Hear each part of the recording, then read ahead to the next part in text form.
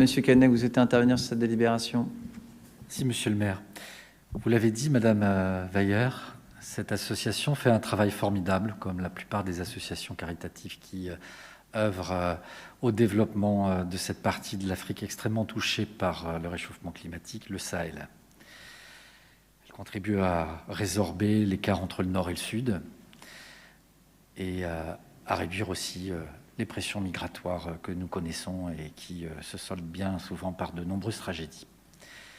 Vous écrivez, monsieur le maire, en page 6 de cette convention, « En période budgétaire particulièrement difficile, la contribution habituelle et symbolique de 1 € par habitant de la commune est définie pour l'année 2021 à 25 000 €, après discussion et consensus entre les représentants élus de la mairie et la JCT. J'aimerais vous faire 3 remarques. La première, les finances de la ville sont excédentaires. Nous n'avons aucun problème budgétaire, nous dégageons des millions d'excédents. Deuxièmement, vous n'avez pas attendu la crise pour réduire la subvention à l'aide au développement international. Il n'y a pas eu consensus. Troisièmement, nous demandons à ce que la ville rétablisse une aide au développement symbolique de 1 € par habitant, soit 35 500 €, puisque nous sommes 35 500 à Conflans. Je vous remercie de votre attention. Merci, monsieur Callennec. Écoutez, on a voté la subvention, et vous l'avez voté d'ailleurs, lors du conseil municipal du 25 janvier, comme l'a expliqué Céline Weyer. Donc, on va rester sur le montant qui a été voté initialement et qui avait été convenu. J'ajoute qu'on n'est pas 35 500, mais on est bien 36 000 pour actualiser vos données statistiques. Monsieur Callennec, oui. Si nous avons voté cette subvention, c'est parce qu'il nous a été formellement qu'il nous a été déclaré en commission que le montant qui figurait dans cette convention avait été demandé par les responsables de la JCT.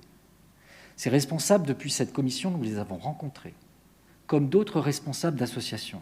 Et je ne vous félicite pas, Madame Deportes, pour nous avoir induit en erreur. La plupart des responsables d'associations à Conflans-Sainte-Honorine ont demandé une augmentation de leur subvention. Elle ne leur a pas été accordée. Et en commission, on nous a expliqué qu'il fallait voter sur le doigt sur la couture parce qu'il s'agissait d'une demande de ces mêmes responsables. Bien entendu, faisant foi aux propos de Madame Deportes, je n'ai pas jugé bon, à ce moment-là, de discuter du montant des subventions qui, soi-disant, étaient demandées par les responsables d'associations. Mais il se trouve que ça n'est pas le cas.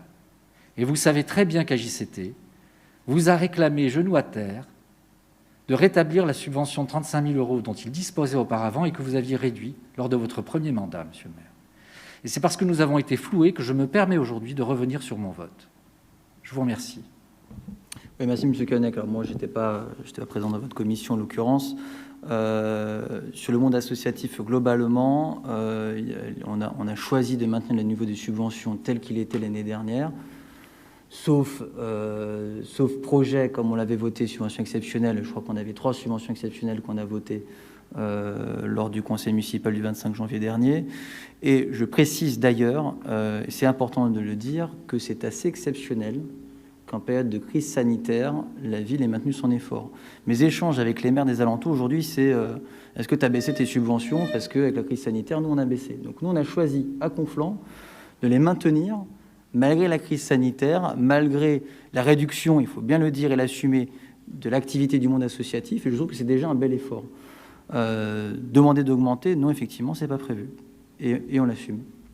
Je vous ai donné la parole 2 fois là-dessus, monsieur Callennec. On va passer au vote. Parce qu'on va, vous avez répété pour la 3e fois la même chose. J'ai rencontré les Restos du Cœur. Vous nous aviez dit qu'il n'y avait pas d'augmentation de fréquentation. Le nombre de familles prises en charge par les Restos du Cœur pendant la crise sont passés de 80 à 140. De 80 à 140. Voilà.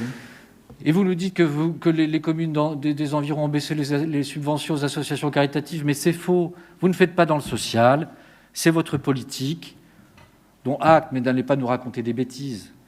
Écoutez, moi, je vous réponds sur la base des informations qu'on a. Vous n'avez pas les mêmes, dont acte, mais c'est pas une réponse, c'est pas une raison pour être agressif et voir porter des accusations mensongères sur la majorité municipale. vous propose de passer au vote de cette délibération numéro 7. Ah, Sophie, tu veux ajouter quelque chose? Sophie Deportes veut ajouter quelque chose. Concernant les Restos du Cœur, nous, on les a eus avant, au moment des subventions. Je suis désolée, il n'y avait pas plus de demandes que ça. Il est vrai que depuis que les subventions sont passées, il y a énormément de demandes, mais ça s'est fait après. Donc, écoutez, moi, je peux... Enfin, je suis assez bien placée pour vous le dire, mais honnêtement, les demandes sont beaucoup plus nombreuses aujourd'hui que n'ont été lorsque nous, on a voté les subventions. Je suis désolée de vous le dire. Donc, dites pas n'importe quoi. Bon, pour clore le débat, si ça a besoin d'une subvention complémentaire, on le versera. Les Restos du Cœur, ils savent que nous sommes en soutien. Ce n'est pas une raison pour évoquer tout de suite de l'antisocial. Je trouve que c'est assez déplacé. On passe au vote de cette délibération numéro 7. Qui est contre? Qui s'abstient? 8 abstentions. Qui est pour? 31 voix pour.